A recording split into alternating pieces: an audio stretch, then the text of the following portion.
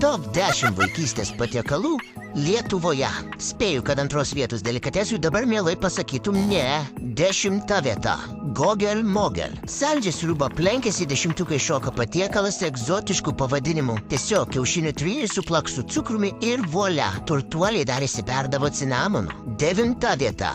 Žemugės ant smilgos. Išsirauk ilgą smilgą ir reik žemugiauti. Grobį verk, kol nebetilps, o tada godžiai suryk lyg šašlykus nuo iešmo. 8 vieta. Laužo bulvės. Nesvarbu gamtoj ar kieme, užkurk laužą. Į foliją įvyniok bulvę ir mesk ant žarijų. Po pusvalanduko mėgaukis su sviestu ar kefyru. 7 vieta. Pieniška sriuba. Vieniems saldi makaronų ar su leistinukais, kitiems su daržovėmis, tačiau suaugę itin retai jie valgome.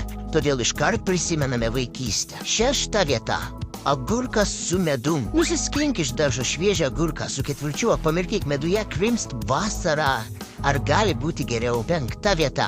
Blynai. Čirviniai, miltiniai su obuoliais ar bananais, bet žinoma patys skaniausi močiutės mėlyniai. 4 vieta. Manų košė. Nesvarbu, su cinamonu ar kažkokia uogienė, svarbu, kad su tais gumuliukais. 3 vieta.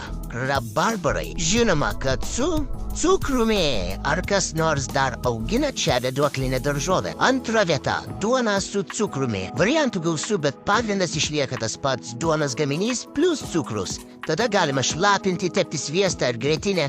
Tai turbūt populiariausias vaikystės sumuštinis, kurio nevalgysi. 1 vieta. Braškės su pienu. Nebejotinas daugelio vaikystės favoritas. Tiesa, piene maudytis gali ir žemugės ar mėlynės.